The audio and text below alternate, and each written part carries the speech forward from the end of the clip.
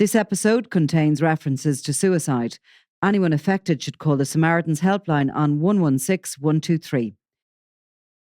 I'm Nicola Tallant and you're watching Crime World, a podcast about criminals, drugs and the underworld in Ireland and across the globe. Make sure you subscribe to our channel and turn on notifications so you can be the first to watch all our latest episodes. You can also listen wherever you get your podcasts. So, Brad Hunter, welcome back. That's good to hear from you, Nicola. How are you? I'm good. How's the summer been in Canada? Oh, it's been scorching. It's been scorching. I mean, tropical rainstorms mixed with 100-degree temperatures. So it's been pretty good. Sort of unpleasant or what? No, it's been nice. It's been nice, but it's been weird. It's not, I guess, you might point to the climate change sort of thing because we're getting these, storms you get in the tropics where it just pours. And then 5 minutes later, it's 95 degrees. It's very hard to know, like nowadays, you're going somewhere and you Google what the sort of regular weather should be at a particular time of year. And do you just ignore that now, I wonder?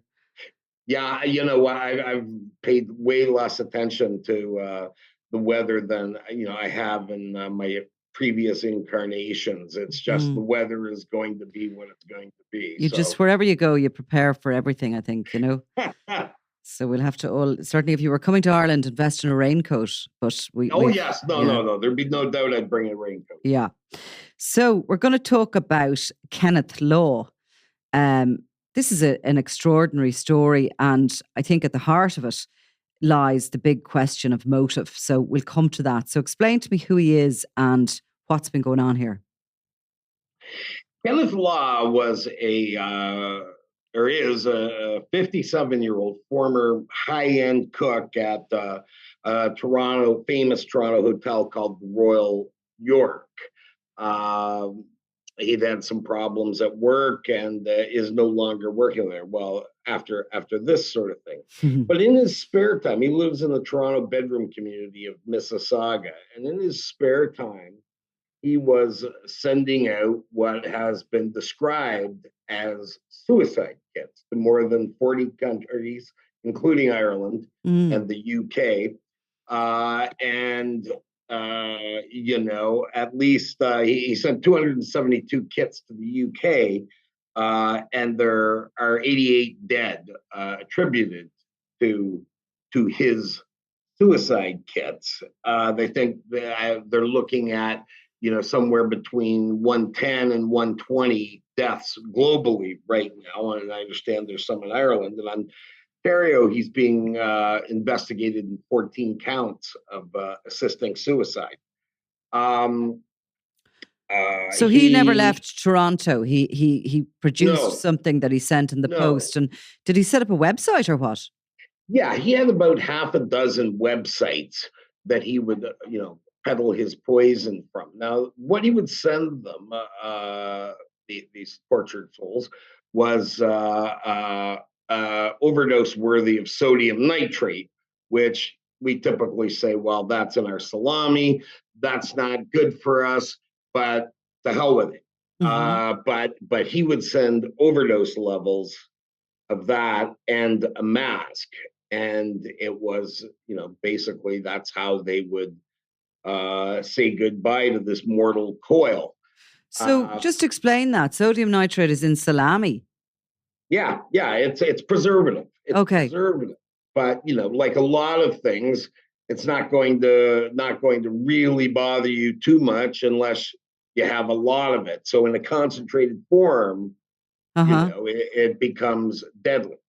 And do you ingest it or do you breathe it in or what? You breathe it in, I believe. Okay, so he was sending enough out that you would presumably the mask was to help kind of breathe it in more intensely. That's right. Is it so? It's something that's used in foodstuff. Did he come across it in his kitchen? We're not really sure where he got it because it's legal to buy with the idea of it's legal to buy with the idea of Nicola's smoking some meat or whatever the deal is. So, but like a lot of things taken in massive doses, it will send you to the morgue. And on his websites, he was clearly giving instructions on how to use this kit. Well, that's right, Nicola, and it's sort of a question of and this you'd mentioned earlier motive. The motive isn't clear, and nobody really seems to know. Was it a matter of empathy, or is this guy perhaps a serial killer playing God? Uh, he one expert I spoke to, referred to him as an angel of death by proxy. Mm. And we often see so-called angels of death in caring professions like your friend Danny, and and they it's doctors and nurses and other healthcare professionals sort of playing God, and deciding old Sadie, who's 94 and in agonizing pain, maybe it's the humane thing is for her to go. Now, I'm not particularly against assisted suicide, but this guy was a cowboy and was a Pied Piper of poison. If I go to a schoolyard and hand out a bunch of 38s, then some kid is going to end up dead. And certainly, you know, Law knew this. Now he said, "I'm not responsible for what people do with these Mm. things," but I think that's bullshit. Mm. So, I mean, on his website, was this sort of targeted at people with illnesses that were in pain, or was it targeted at people who, were in mental anguish? I think it was clearly targeted at people with who were in mental anguish. Mm. That would certainly be the way that all that I know about this has gone, and it's sort of an element of playing on the weak, and it's also playing on playing God to an extent. I mean, the one expert I talked to. He likened Kenneth Law to Jim Jones, who was the People's Church famous cult leader who led 900 people in the jungles of Guyana in 1979 to their deaths. And that's for anybody who doesn't know who's listening out there, that's where the phrase drink the Kool-Aid comes from, because he served them purple Kool-Aid laced with cyanide. And but he was playing God. And, this And is and sort of Jim Jones obviously had followers who were physically in his presence and who were living on his compound. I think he had two compounds, Jim Jones, from memory, and this that's particular right. one, like those followers knew him as such, where they could reach out and touch him.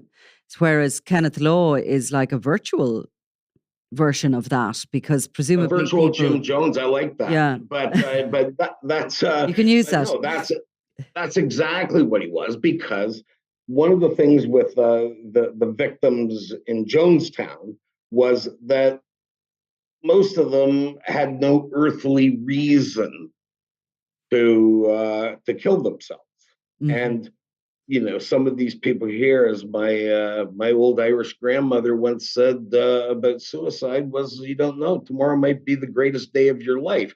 Now, I'm not in that headspace. So, but yeah, it seems like he's a serial killer by proxy. And in the case of Jim Jones, there was a promise really of an afterlife there, of something better. I mean, that was classic cultism. Did Kenneth Law, was this a business exchange? Did they pay money for these kits and he just sent them, or did he have some sort of a relationship with the people? 1,200 kits in total went out to 40 countries. Did he have some sort of relationship, or did he put up any sort of a manifest about his own thoughts in it? Not really, not really. I mean, he was very cagey about all this. He may have kicked off this by being the hero of his own narrative, or saw himself as some kind of martyr for those in mental anguish.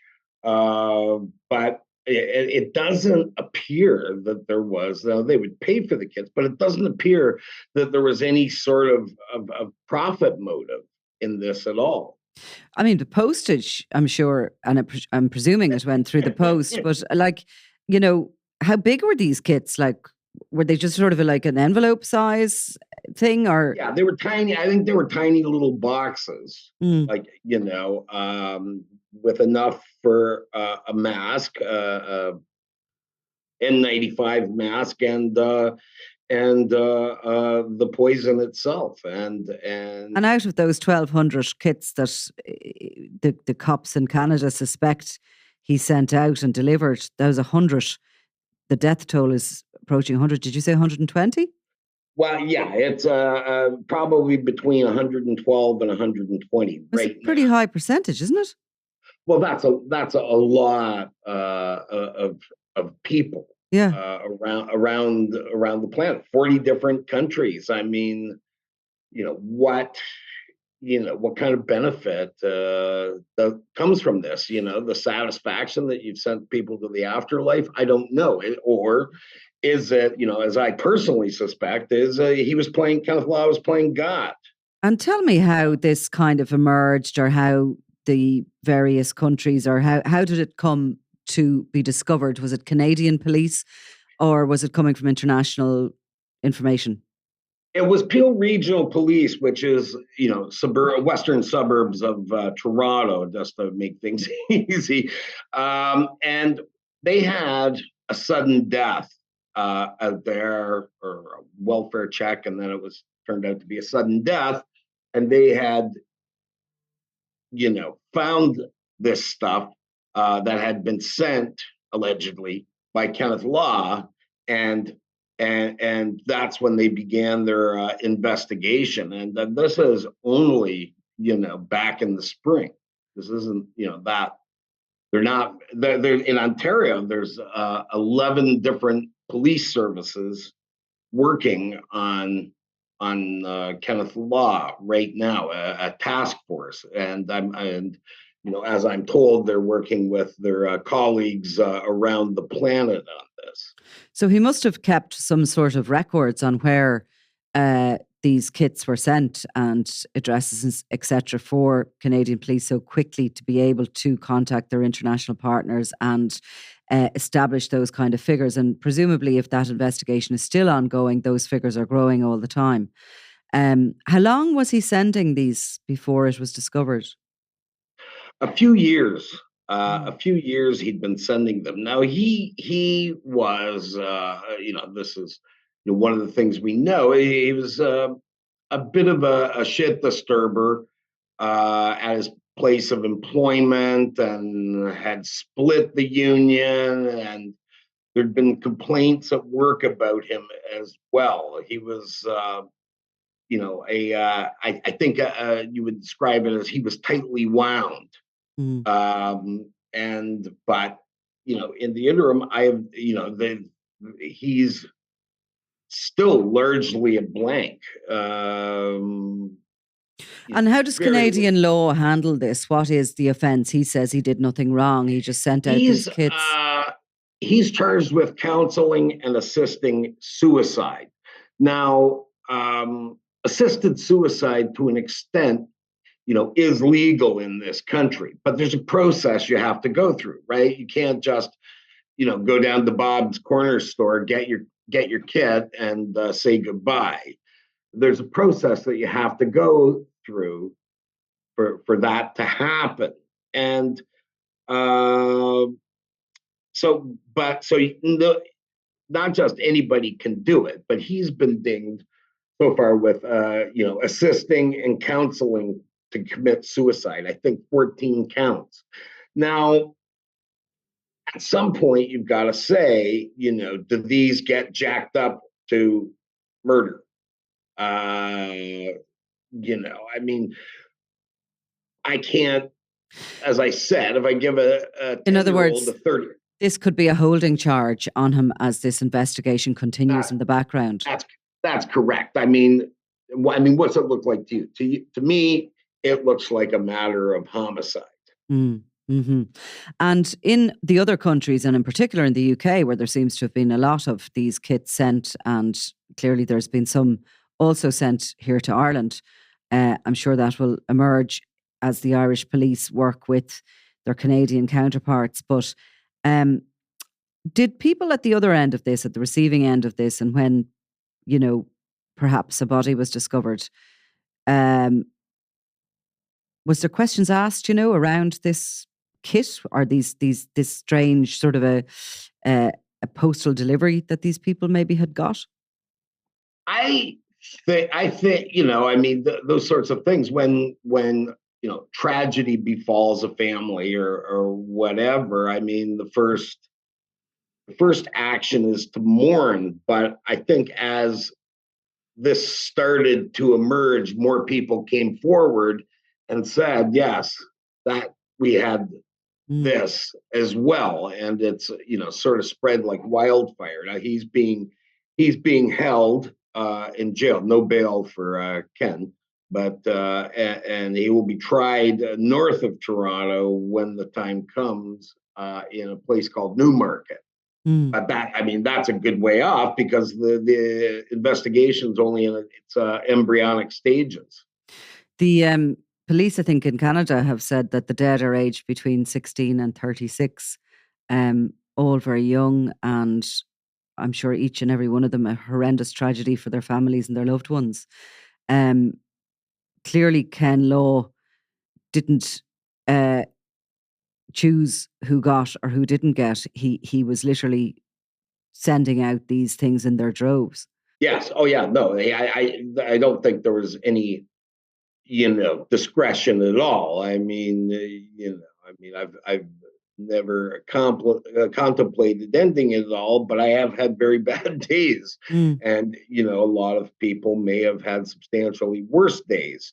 And that kid arrives on that day, mm, then that ends it. And I think that there had to have been some foreknowledge of what was going to happen. And I certainly don't,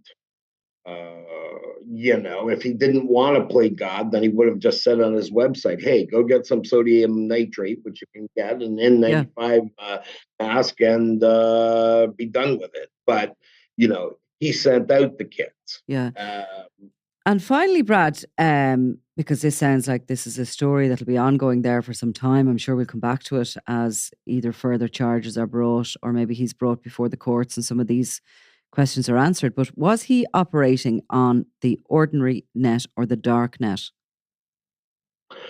I think he was, a bit of both, Mm, because, he wanted to. It seems to me, I don't want to, put motive in there, but he wanted to punch out as many of these kits as he possibly could. 1,200 is not, a small number. So that's potential of 1,200 homicides or deaths.